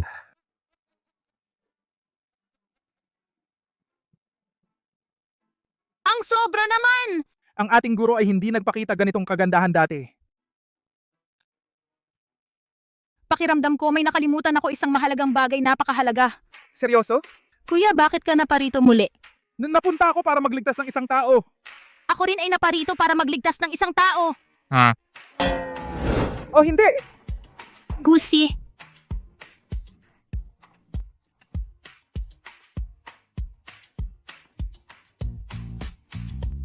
Tubig. Tubig.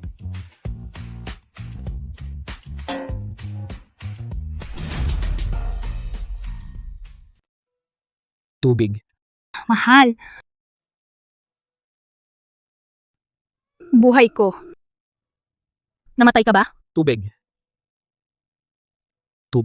Siya ba ay... Hayaan mo ako.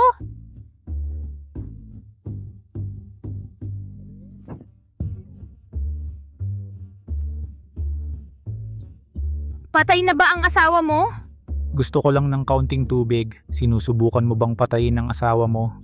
Tara, halika rito. Bilisan mo. Halika.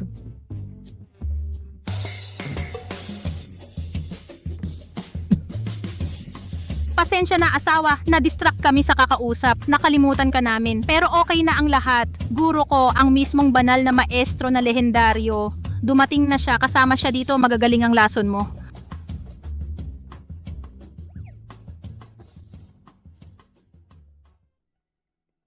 Naalis na ang Tridor, oras na para tapusin ang kaguluhang ito.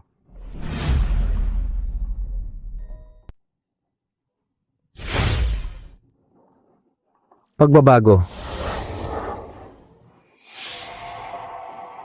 Kapag isinuka ang namuong dugo, itim na namuong dugo, ganap siyang gagaling. Gusive. Ang matingkad na pulang dugo ay masamang senyales. Bakit ang kapalarang ito hindi pa nalulutas? Ano ang dapat nating gawin tungkol dito? Walang saysay ito.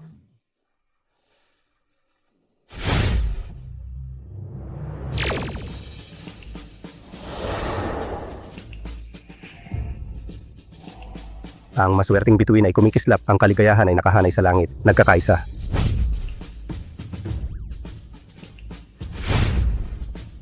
Kapatid na Muleta, makakaya ba ni si Vey? Maligtas? Maaaring iligtas, lubos na maililigtas, manahimik ka, ang pinagsamang kapalaran ni Si Vey at Xiaoqi ay nalutas na. Ngunit ang kanyang sariling karmikong kapalaran ay mahina at lalo pang nabawasan ng malutas ito. Hindi siya gagaling sa lalong madaling panahon.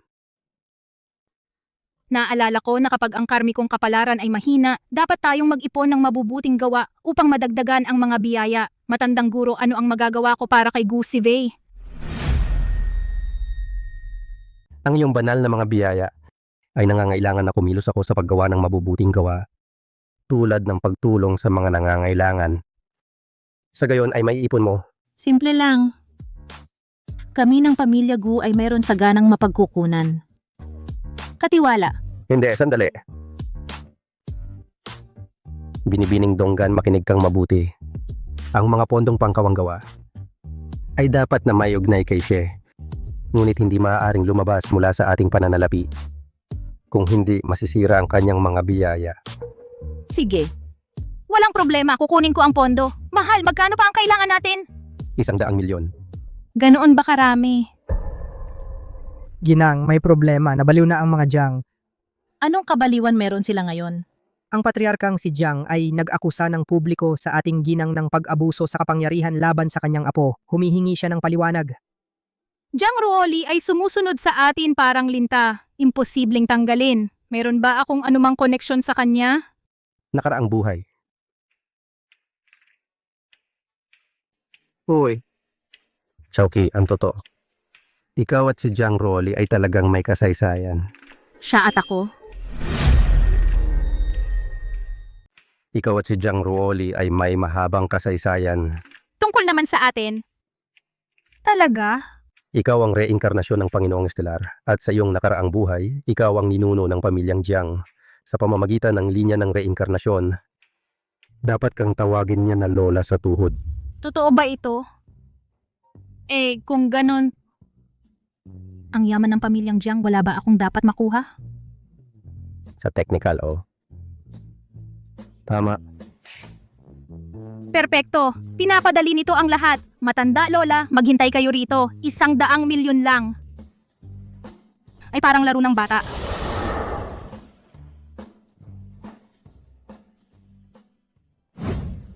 Lolo, hindi mo akalain kung gaano kabaliw si Cheng Shoki kanina lang. Naglabas pa siya ng kutsilyo at tinangka akong patayin.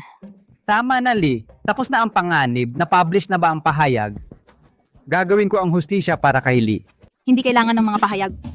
Ang inyong ninuno ay personal na dumating. Paano ka pumasok? Ako. Matanda ang iyong magarbong kandado, puro itsura lang. Talagang walang silbi? Pumapasok ka ng walang pahintulot. Tawagan mo ang pulis! Walang hiya. Hindi pa ako nakakita ng taong ganito kahiya-hiya at ambisyoso tulad mo. Tama ang iniisip ko, ang apo mo. Ikaw? Si Cheng Xiaoqi ay may suporta mula sa pamilya Gu sa ngayon. Ngunit ito ay teritoryo ng Jiang. Hindi namin pinapayagan ang kalokohan dito. Ano naman ang Jiang? Ako ang matriarka ng Jiang. Bawat ari-arian ng bahay na ito ay akin. Lahat sa'yo? Cheng Xiaoqi, nabaliw ka na ba? Lolo, narinig mo ba ang sinabi niya, ang kapal ng muka? Bilang respeto sa pamilya Gu, pinigilan ko ang sarili ko hanggang ngayon. Dahil naglakas loob ka na gumawa ng gulo dito, naghuhukay ka ng iyong libingan, mga gwardya. Ilabas ang baliw na ito, disiplina ng pamilya, ngayon na. Opo. Teka, Takot ka na ba? Cheng Xiaoqi, makinig ka sa babala ko. Ang apat na ito ay ang pinakamahuhusay na manlalaban sa Cloud City. Kung mahuli ka nila, gugustuhin mong patay ka na. Iyan lang ang paraan mo para makalabas. Maliban kung ano? lumuhod ka at magpakumbaba sa bawat hakbang para humingi ng tawad. Pagkatapos dilaan mo ang sapatos ko. Pagkatapos patatawarin kita. Ang bibig mo ay isang sirang tubo na naglalabas ng kalokohan ng walang tigil. Sinabi kong sandali para ipaalala sa'yo. Ako ang iyong ninuno. Kung hihipuin mo ako, hindi na magkakapahinga ang iyong kaluluwa. Puro kalokohan. Natatakot ka lang, nagpapalusot para magpahaba ng oras. Ikaw at ang pamilyang Gu ginulo ang apo ko. Kahit na ang matandang ginang Gu ay dumating para magmakaawa, hindi kita patatawarin. Matandang gago ang lakas ng loob mo. Huwag kang lumapit na umiiyak na may pagsisisi noong binalaan kita. Lolo, bakit pa magsalita? Ikaw, hulihin ninyo siya ngayon. Sa tingin mo ba ang mga walang kwentang ito ay mahuhuli ako?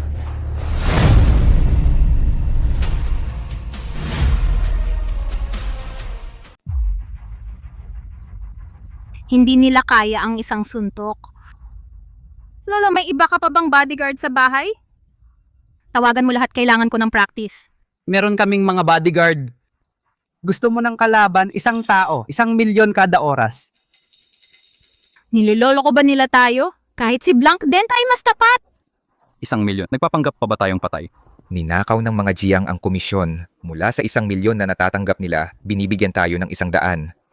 Kalimutan mo na. Gusto mo pa ba ng reinforcements? Ibalik mo sa akin ang telepono.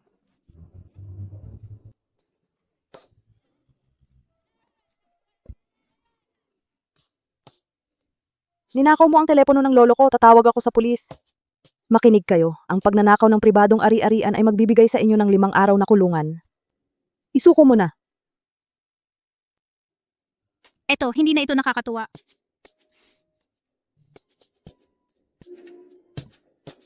Maestro Lee, isang bruha ang pumunta sa mga Jiang. Palayasin mo siya. Tulungan mo akong tumayo. Salamat. Uy! Hindi ako bruha. Ninuno mo lang ako. Bago pa dumating ang aking guro ng tao, hindi na ako magsasalita ng kahit isang salita sa'yo. Hindi ko naman hiniling ang mga kalokohan mo. Pumunta ako sa pamilya Jiang para maningil ng utang. Bruhang masama, paano ka nang-aabuso sa publiko?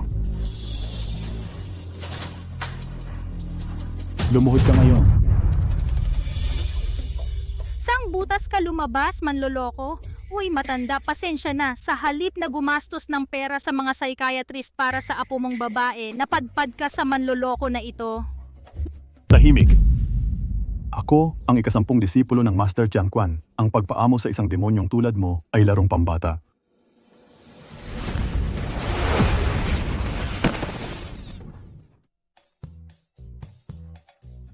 Nakakita na ako ng mga umaakyat pero wala pa akong nakitang tao na gustong mamatay.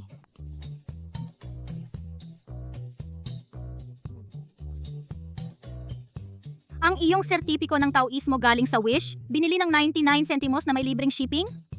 Pangit ang quality. Demonyo, paano ka naging napakalakas? Hindi ko man lang ginamit ang kalahati ng aking lakas. Ang matalo sa akin ay hindi nakakahiya. Sa ganyang kayabangan, ngayon tatalunin kita. Teka,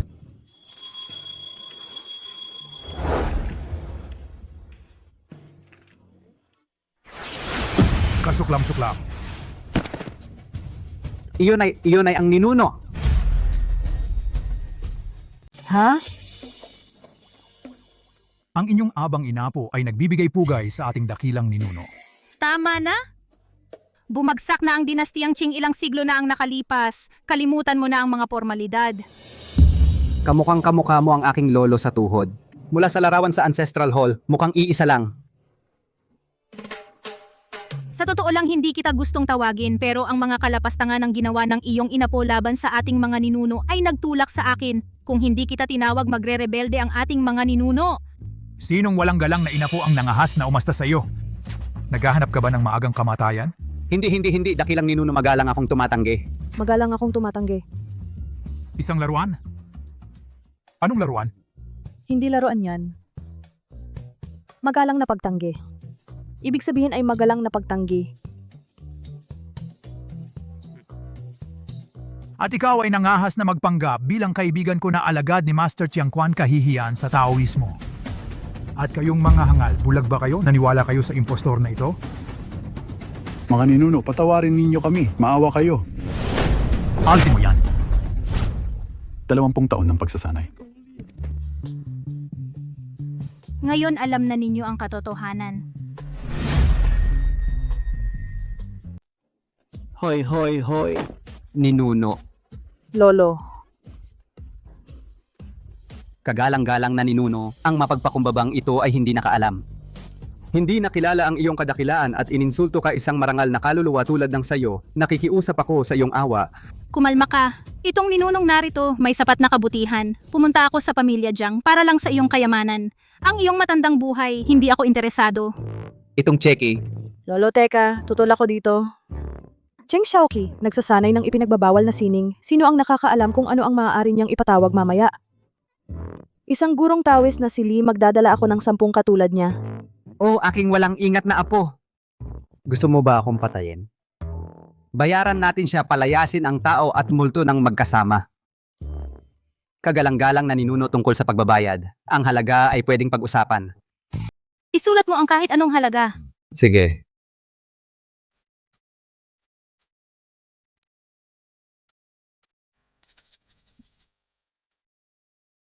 Kailangan mo pa ba ng papel?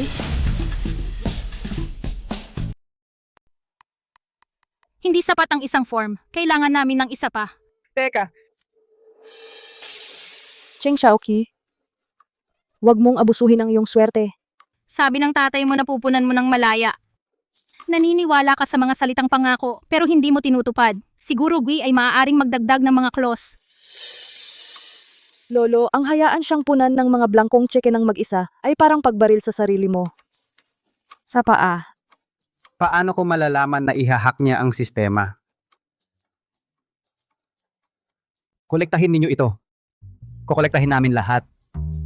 Tungkol sa mga ari-arian ng mga Jiang, maaaring hindi ito sapat. Katiwala Chen. Narito po. Ihanda ang lahat ng ari-arian ng mga Jiang ngayon. Ang ninuno ay nag-aatas ng pag-audit. Lahat ng ari-arian ng mga Jiang ay narito. Kasama ang Fortune na lisensya pangkalakal. 20 titulo ng ari-arian, 46 na bank card. Bilangin nyo kung kaya nyo.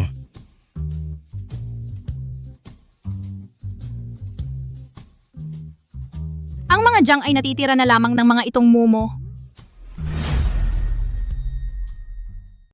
Hindi ba sapat ang pagsisikap natin?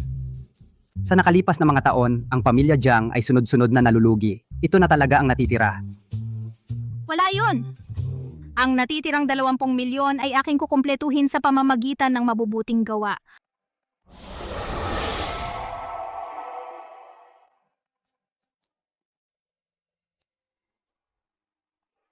Sinasabi sa akin ng aking mga kampana na labis kang namiss ng iyong mga magulang.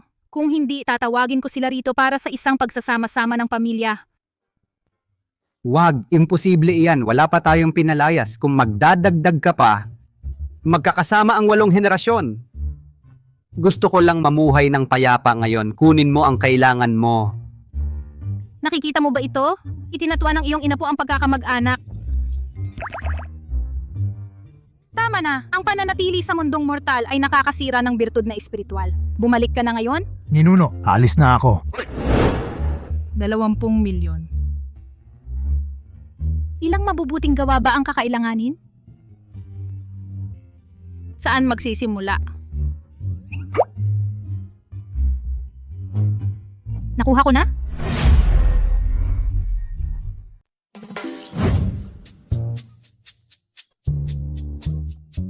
Baliw ka ba? Anong nangyayari? Bakit mo nilagyan ng kung ano ang mukha ko? Malas. Paano mo ako nagawang kausapin ng ganyan? Ikaw ang sumpa. Nililinis ko ang iyong malas. Ikaw ang tunay na malas. Baliw! Ako.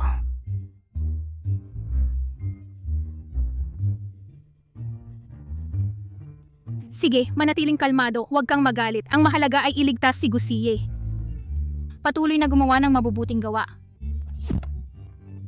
Susunod na mabuting gawa, saan ako magsisimula?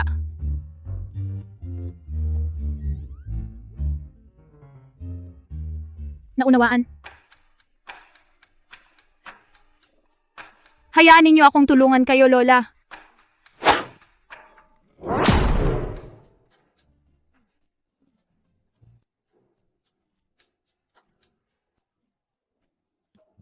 O hindi, ito ang mga recyclables na hinihiwalay ko para ibenta. Bakit mo muling itinapon?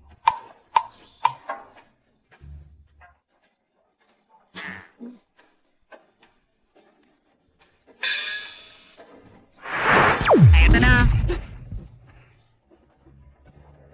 Masamang bata. Hulihin ninyo siya.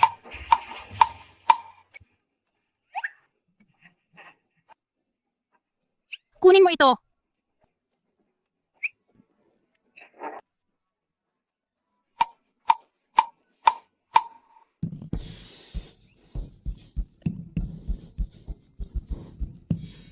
Mga naipong bendisyon, anong nangyayari dito?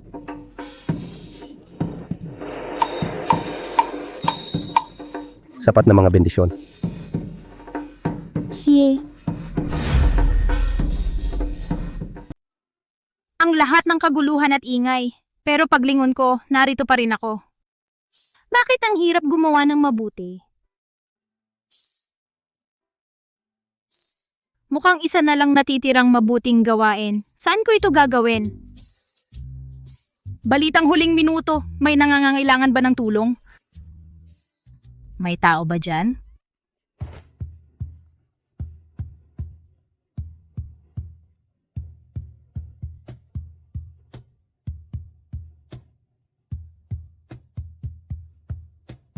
Mahal. Paano ka nagising? Nangangarap ba ako? Hindi man lang masakit. Malamang nananaginip nga ako. Cheng Xiaoqi, tingnan mo kung sino ang kinukurot mo. Ay! Kasalanan ko, mahal. Natuwa ako ng sobra nang makita kita. Pero paano ka nagising ng maaga? Pero bakit ka maagang gumising? Ang birtud, may natitira pang isa. Inilantad mo ang scam ng tawis na si Lee at ngayon nasa bilangguan siya. Iyan ay itinuturing na mabuting gawa. Eh? Naiintindihan ko na. Ang gusiye na karaniwan kong nakikita ay halos walang buhay. Ito ang unang beses na makita ko siyang ganap na buhay. Mahirap akong masanay. Xiaoqi, salamat. Bakit? Alam ko na nagsakripisyo ka ng marami para iligtas ako. Walang anuman. Iniligtas kita dahil lang sa iyong pera kahit paano. Ito ay kapwa kapaki-pakinabang.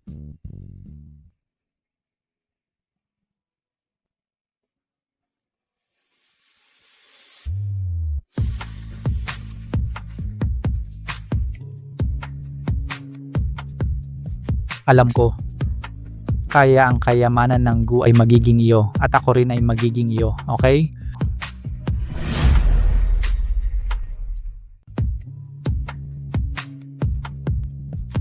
Alam ko, kaya mula ngayon, ang kayamanan ng pamilya Gu ay sa'yo, tungkol sa akin.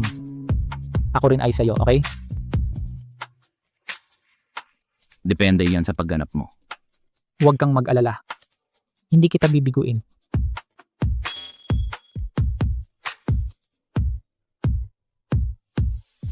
Naintindihan, hahaha. Lolo! Lola! Xiaoqi, ngayong nalagpasan mo ang mga pagsubok at natagpuan mo ang iyong tunay na pag-ibig, ako sa wakas ay payapa na ako. Xie, mas mabuting pakitunguhan mo ng mabuti ang ating Xiaoqi. Huwag po kayong mag-alala, Lolo. Ipinapangako ko. Ngayon lahat ay nalutas na. Kayo dalawa ay maaari nang magtuon ng pansin sa seryosong bagay. Lalo na ikaw. Sikapin mo talaga. Lola, kasal na kami. Ano pa ang gagawin? Mag-anak, syempre. Haha. Gumawa ng sanggol? Oy, Lola, manahimik ka. Ginagawa ko na yan.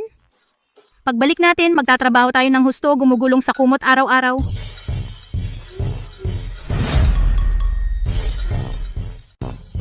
Huwag kang mag-alala, Lola. Ipagmamalaki kita.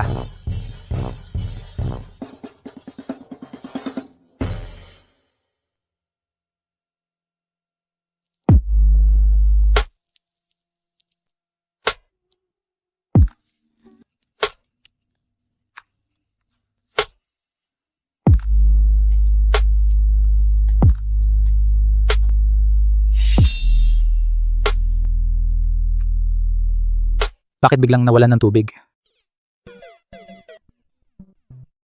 Nagdeklara ng bangkarote ang Jiang Group ngayon.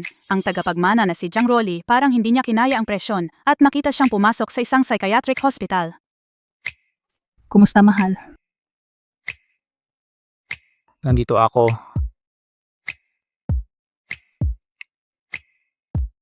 Ang init mo, mahal! May mas mainit pa. Gusto mo ng demo? Ano? Practice para magka-baby. Gusiye, sobra na ito. Ayokong gawin ito sa kama araw-araw. Hindi katanggap-tanggap. Sumang-ayon tayong gawin ito araw-araw at ang ibig sabihin niyan ay araw-araw.